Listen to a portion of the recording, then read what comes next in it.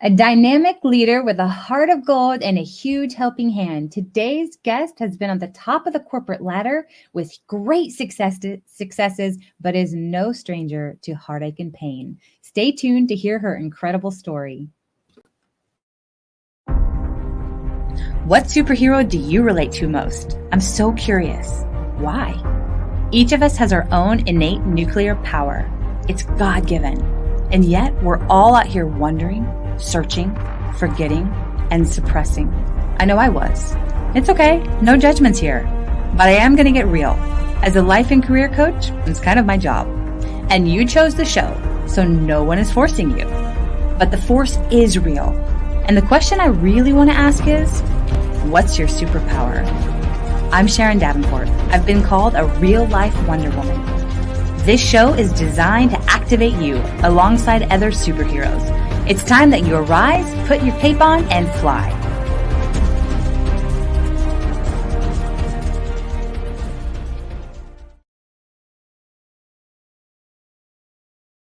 From the boardroom to the beach, Laura Evans uses her experiences to serve, guide, and inspire others. As a career advisor, she helps get you praised, promoted, and paid. Laura loves helping burned out professionals step into leadership, leverage teamwork, and navigate office politics. Founder of Trust Your Gut Feelings, she serves individuals in their unique journey for mental wellness by optimizing the mind-gut connection through a holistic platform of life-changing products, programs, and community of people. In just 3 years, this business has grown to over $25 million a year revenue, serving nearly 330,000 families each month. Laura uses the profits of her business to support the Willow Field Foundation, which provides mental health therapy scholarships. Welcome, Laura. We're delighted to have you here with us today. Thank you, Sharon. It's an honor for me to be here. Thank you so much. Oh, absolutely. I just adore you. And I'm sure that our listeners and our friends listening will too. And so, the question that I love to ask our guests who come on here is, who is your favorite superhero and why? Well, I grew up watching Wonder Woman and Batman. So I really sort of feel like my favorite superhero is a combination between the two. Oh. I loved all the animation of the pow pow in the Batman series. If any of you guys are in my age group or remember growing up watching that. And I just loved the empowerment of Wonder Woman that I felt like, it wasn't just a man that could be a superhero, that a woman could be a superhero too. So that would have to be my answer. I love it. I love the combination of them as well. And it's kind of funny. I, of course, love Wonder Woman. My husband is a huge Batman fan. So it's fun that you put them together. And yeah, it's like pow, kapow, all the fun. Bam, wham, all of those. So fun. So what would you say is your unique superpower and how do you use it in your day to day? Well, my unique superpower, I would say, is clearing a path. And whether it is clearing a path on the journey that we had as a family, or whether is clearing a path as I help people in their career and help develop businesses, or help somebody solve maybe some health issues that they're having, I just love to clear a path. And I also find, and people tell me that I'm able to appear and remain calm in a storm.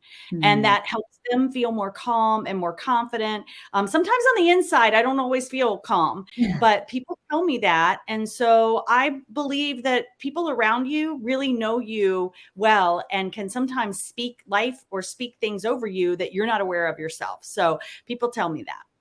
I would have to agree with them just in getting to know you. And, you and I have gotten to talk on some deep levels about some different things. And it has been an honor and a joy to have those conversations. And you have this calmness about you that translates to those that you're connecting with. And so I would have to definitely agree with people who say that too. That's definitely a superpower of yours. So I love it. Thank you. So I would love for our friends listening to be able to get to know you a little bit more, to be able to hear some of your story, because it is a powerful and dynamic personal story. And if you don't mind sharing about your personal story and about how you came to be connected with the Willow Field Foundation. Sure. So, as you mentioned in the intro, my background is being an executive. I was executive for some very major brands and even president for billion-dollar brands. So, I have to say that my career was a priority for me. And I felt like that was the way it was supposed to be because I was providing for our family through my Right. career. And I got to a place in life where I just felt really strongly convicted Mm, that I was out of balance in my priorities. And my children were growing up so fast. I'm a blessed mom of 4 children. And I just saw these milestones in their life flying by that I mm, was missing and missing and missing. And so I listened to that conviction of that I needed better balance. And I took a step in obedience to that of walking away from my career in a prime time of my career. wow. But I just trusted and believed, and I'm very faith based, and I trusted and Mhm. believed that God had a better, bigger plan for me, and I Absolutely. was just going to follow. And I knew my family was something that He had given to me, and that that was absolutely a priority and should be a priority in my life. Yes. So why I set that up is because within a year and a half of me walking away from my corporate position and being available more as a parent, building a business independently at home, one of Mhm. our teenage daughters attempted suicide, Mm, and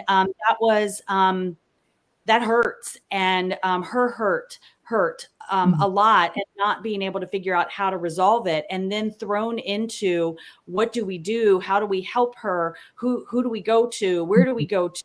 And we went through this journey as a family, and thankfully I will shortcut it real quickly to say this daughter's doing super well. She is at a university, she's studying to be a plant biologist, and Oh, she is doing really, really well.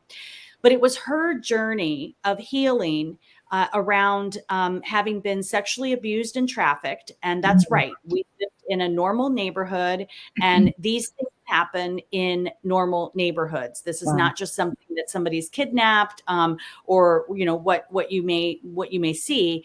It happens normally. She never spent the night away from us. She was not with someone that had any kind of abuse record or was on any kind of a list. He was Mm, the most popular dad in the neighborhood. It was mm, her best friend's dad, and he used all of the children in inappropriate content creation and also abuse. So, so this journey for her, finding a mental health therapist that she connected with, was such a critical piece of the journey. And in fact, several times, I mean, we went through 6 different therapists, and several wow. times she wanted to walk away and say, no, I don't fit this one. I don't like this one. I don't feel comfortable telling my stuff to this one, or they don't get me. Mm, I don't need it. I don't want it. And I was very clear on, no, you do need someone you can talk to. And maybe it's not that person, but we're going to find the person for you. And that's my encouragement to parents in general, is find the right person that your child can connect with if your child needs therapy and someone to talk to. yeah. So we sat down, we picked out someone, and long story short, they created a great relationship. And my daughter's story of what she had been through, and she did prosecute her abusers. Every survivor's journey is different. Her choice Wow. was to prosecute in order to save other children that were at home. So she Incredible. prosecuted her abusers, and we did see justice in our proceedings. Mm, But she inspired this therapist to create a foundation that would provide mental health therapy scholarships for other especially abused children who didn't have access, because right. out of all the children that were abused in this situation, many of them did not have parents that could afford to go to whatever therapist they need, or that could encourage them to go seek therapy. And so my daughter was super grateful for what she had available, Right. and wanted to pay it forward. And that's what the Willowfield Foundation is. So that's what led us to it. Wow. Well, for those of you listening, that was a lot packed in there, right? Did you guys follow all of it? I mean, talk about from the corporate world and living at the top of your game. Excuse me. Choose deciding to step away while you're at the pinnacle of that to invest in your family. Which, Laura, that's what's so incredible is that it's really, you listened to the voice of the Holy Spirit. You listened to the promptings of God to do that, because you may not have been available to be able to be there for your daughter in the way that she needed during that time and all of those proceedings and everything that happened. Because we've talked a little bit more about this, the trial and all of this stuff, and that is a very stressful, very involved experience. And if you hadn't done that and stepped away from your corporate job at that time, you may not have been available to be able to walk through that with her to the extent that I know that it took. And so Right. I commend you in doing that and just in listening. So guys, those of you that are listening, if you are feeling like that you need to step away from something that you're involved with right now, or that you need to step into something that's calling you, don't hesitate. Take that next step. Take that action, because that's God. He's showing you, and you'll quickly learn, probably whether that was the right decision or not. And sometimes we do think it is, and we step into something, but that's where we have to trust that God's got us every step of the way too. So I just commend you in doing that. And wow, and what a beautiful thing that out of your heartache and out of your experience and your daughter, she's brave. And I have so much respect for her in telling her story and going after those that harmed her and so many others. That takes a tremendous amount of grit and courage. So, wow. Yeah. So you've touched on it just a little bit, and I'd love to just hear from you a little bit more about this. But how has faith, been there and brought you through this journey and in your experiences in life in general? How has that come into play for you? Yeah, I think all of us would love to say anytime we felt that prompting, that we followed that prompting, and we've led that kind of spirit-filled journey in life of surrendering to the next thing, the next right thing that we feel prompted. But I can assure you that that is not my whole story. My life is not littered with that. And it doesn't matter where you are, anyone that's listening, in where your journey is. Today's a new day. Today's a new day. You can start now. And for me, this very emotional life or death situation put me to my knees of surrendering to God and seeking him in a level that I had never before, because I'm such a type A personality that I'm used to being in control of things and planning things. And these circumstances around my daughter's mental health as a PTSD survivor, and suicidal ideation, and then the choice to prosecute and everything we went through in the 3 years for justice, that was all out of my control. I could not do anything. Now, I could use my leadership skills to follow up with the detectives and to organize things and to create refuge for my daughter at times when she needed it. I could use my leadership and planning skills to do those kind of things. But to really control the circumstances, I had to completely and utterly surrender. And I'm glad I learned that lesson, because it's such a better way to live life. To know that God goes before you, and that he already knows what's going to happen. And if you're willing to surrender the circumstances that are out of your control. Now, things that are in our control is that we show up on time to a meeting, or that we work and earn money so that we can feed our family. I mean, there are things that are within our control, but to let the things that are not within your control, surrender those to him, was such an important lesson for me. And I feel like he connected back with me, and I felt seen on that, in how the Field Foundation got its name. So can I share a little bit about how that please came about? do. Well, our story is filled with God's handprints all over our story. It's redemption. restoration, and justice as well, protection. But in particular, when our daughter and her therapist were inspired to create the Willowfield Foundation, the therapist, inspired by my daughter's story and her will, her interest to give back, said, I want you to pick the second word of the street where your abuse happened. Because in the future, when you think of that street name, I want you to let go of the pain and instead hold on to the promise of hope of the good that you're going to be doing. So it's a good thing that's coming out of this. So that word is field. That was the second word of the street where her abuse happened.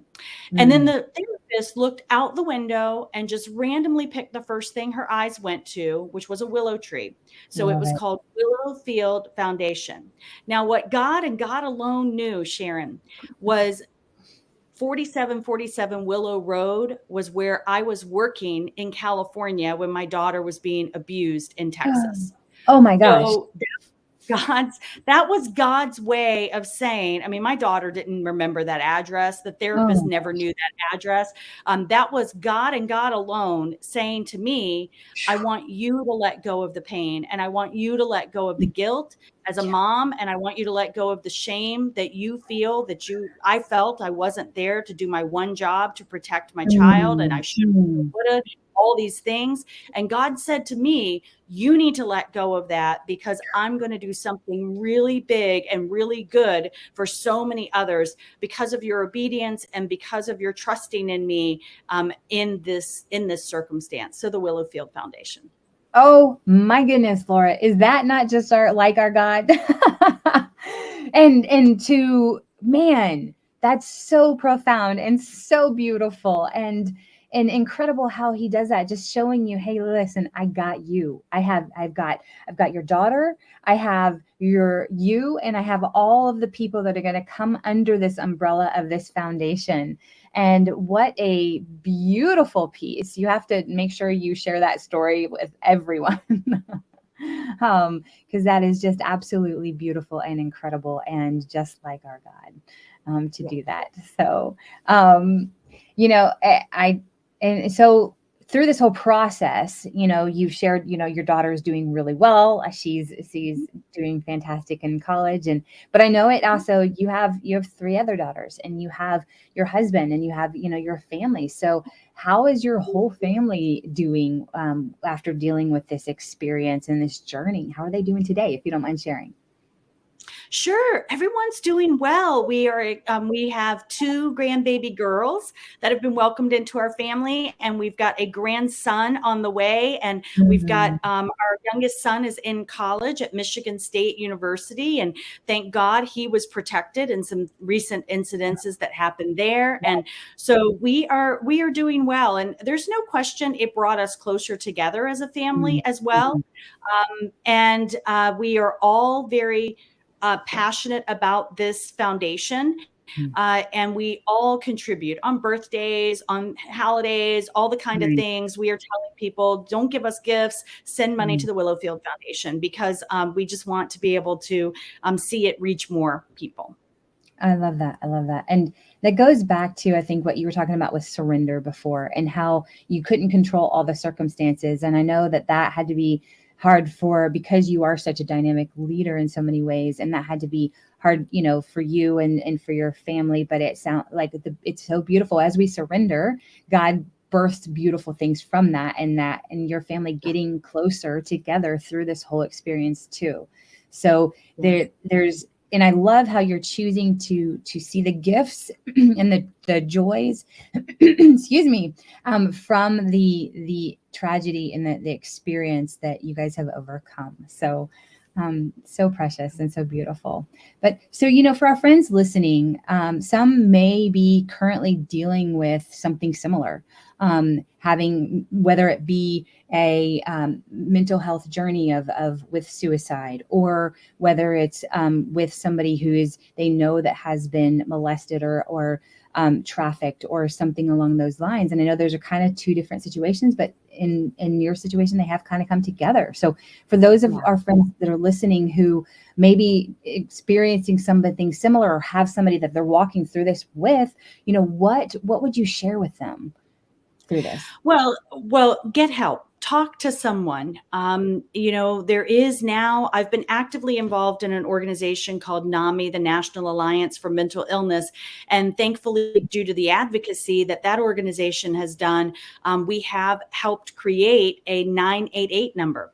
So instead of a 911 number for emergency calls, there needed to be something for a mental health crisis, because an emergency that has potential criminal affiliations is a very different response than someone that's having a mental health crisis. Absolutely. So 988 in particular is a suicide hotline. So it's easy to remember.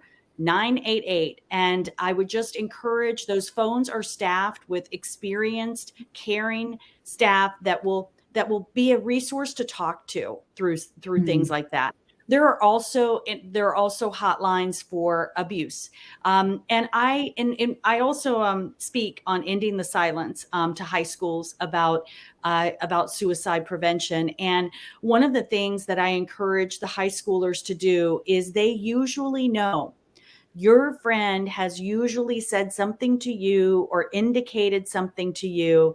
And in our particular story, but for the grace of God, that one of our daughter's friends came and alerted us before our daughter was able to proceed with her plans. And so we were able to intervene in her suicide attempt that day, because her friend was willing to sacrifice their relationship to alert us. And if we teach, if you see or hear something, say something, find a trusted adult, a guidance counselor, a pastor, a parent, a friend's parent, find someone.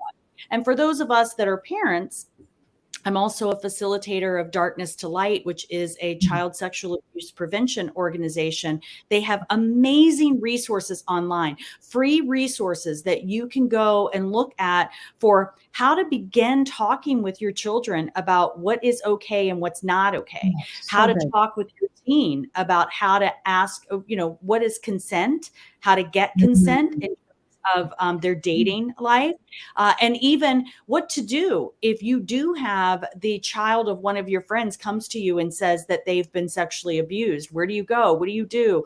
All of those resources are free on the Darkness to Light website, and I encourage any adults that are around children to educate themselves about it.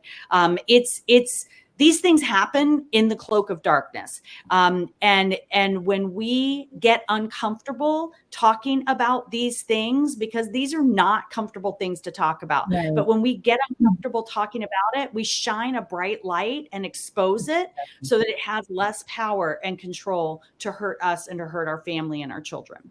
So good, man. I love all these resources. This is incredible, Laura, and so needed and so good. And I'm going to check it out because, my son is 10 and we have had little conversations with him, but luckily he's still extremely innocent because of where he's gone to school and stuff. But we know that he's coming into teenagehood. And so no, I'm going to check that out myself personally too. So thank you for sharing that as well.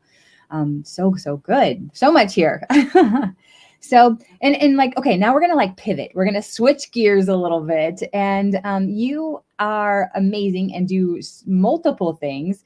Like we've mentioned, you've worked in the high level corporate world, and possibly experienced, burnout yourself.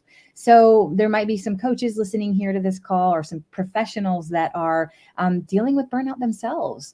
So, and I know you've helped coach many professionals with that. So what would you tell somebody who is maybe experiencing burnout for themselves? Well, it goes back to the lesson I learned about surrender. I find that the greatest amount of burnout occurred for me when I tried to control everything. The more I tried to control everything and the more I felt responsible for everything, we are not responsible for how other people act. We're not responsible for how other people feel. The more I learned that I'm not responsible for everything, Mhm. and that I don't control everything, then Right. it was freeing for me to be able to let things roll off of me.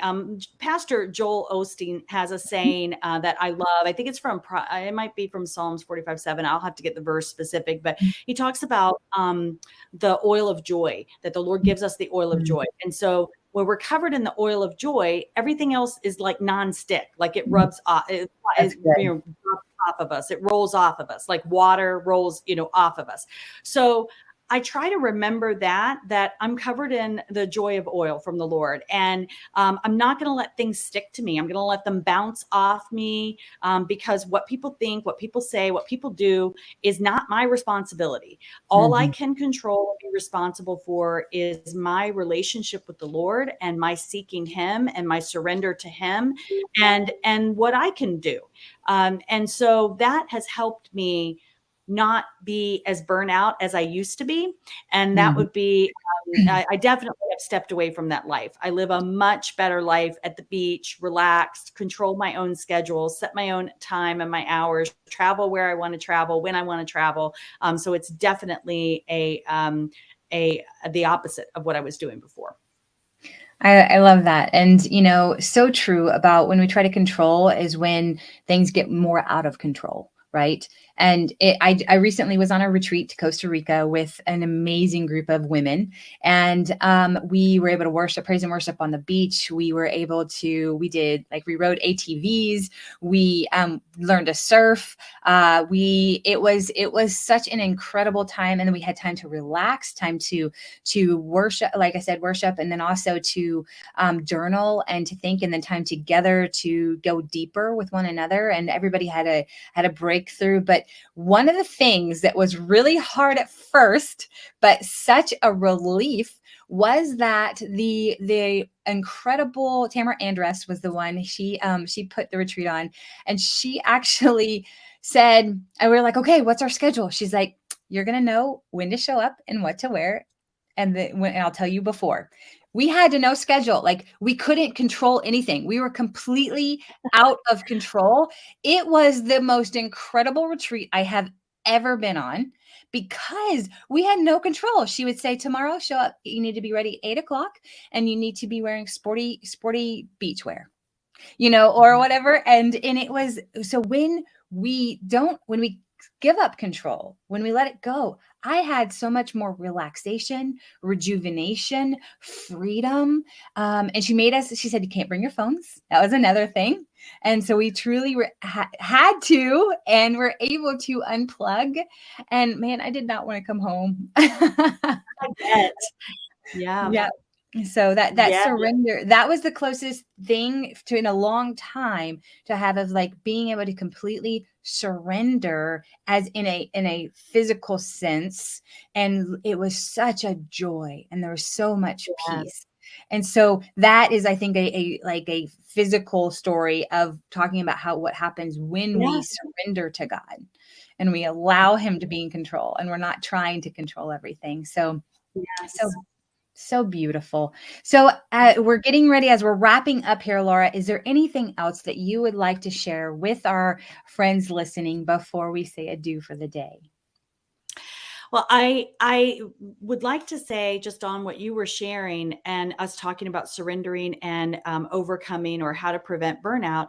I've Mm, also made it a practice to find one day, mm, one day as a Sabbath, and that was God's direction to us.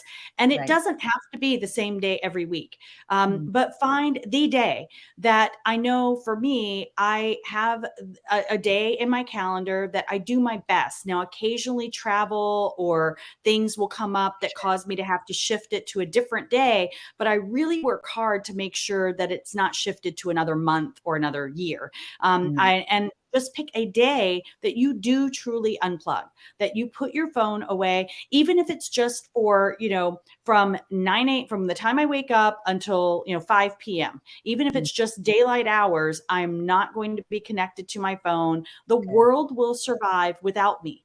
And that's what's so freeing about it, is when we're constantly connected, we feel like the weight of the world is on our shoulders. And I would just encourage you, there's only one you. You're irreplaceably you, and you're called here for a purpose and for a reason. And the noise of life can get into that calling. So I would just encourage everyone to take good care of yourself, love yourself, make that time for that quiet time for you, that quiet time with your family, that quiet time with the Lord, and seek and ask him, how do you want me to show up in this season in my life? What is it that you want from me? And he will reveal that to you.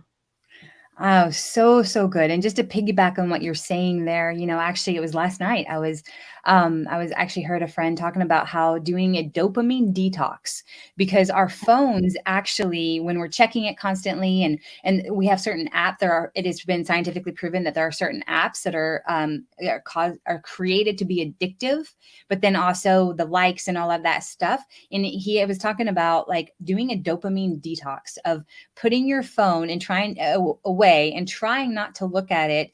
Sometimes it might be only half an hour, but then try to stretch that to an hour, then trying to do that for a couple hours and see how long you can go without a screen, the computer or the phone, and see how much more time is extended, and do that dopamine detox. And like you're saying, that one day, maybe that be your day to do a dopamine detox. It says he was talking about how it's proven you're more productive. You actually are less stressed. There's so much to that with doing a dopamine detox, and exactly what you're saying. So that's incredible. And, we were out of power here for 35 hours recently with some storms that came through. I felt like the days lasted forever because I still had my phone, but I really actually took that time just coming back from Costa Rica to not go to my phone and not to do that. And it was so refreshing. I had more conversations with family members. The neighbors were out talking. We connected. It was this incredible thing. And I was like, and we had, the weather was okay outside. It got a little chilly. We did a fire, but it was a beautiful thing. So exactly what you're saying, it's priceless to take those moments and remember what it's like to slow down and to unplug and detox a little bit. So, so good. Thank you so much, Laura. I love your passion. I love your wisdom. Thank you for sharing it with all of us. And guys, you can support the Willowfield Foundation by visiting their website, thewillowfieldfoundation.org. And also remember the number 988 if you have somebody with mental health issues or that is struggling there. As always, those of you, my friends listening, thank you for joining us today. And hey, listen, if this podcast brought you value or impacted you in a positive way, please like, comment, and subscribe, and share it with a friend that could benefit from it too. Thanks again, and we'll be back with our next amazing modern day superhero in approximately 2 weeks or so. Until then, and as always, go use your unique superpower to change someone's life for the better today. Thank you again, Laura, and bye for now. What superhero do you relate to most? I'm so curious. Why? Each of us has our own innate nuclear power. It's God-given.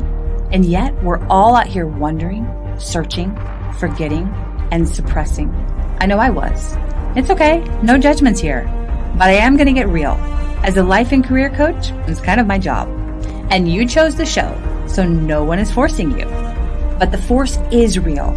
And the question I really want to ask is, what's your superpower? I'm Sharon Davenport. I've been called a real-life Wonder Woman. This show is designed to activate you alongside other superheroes. It's time that you arise, put your cape on, and fly.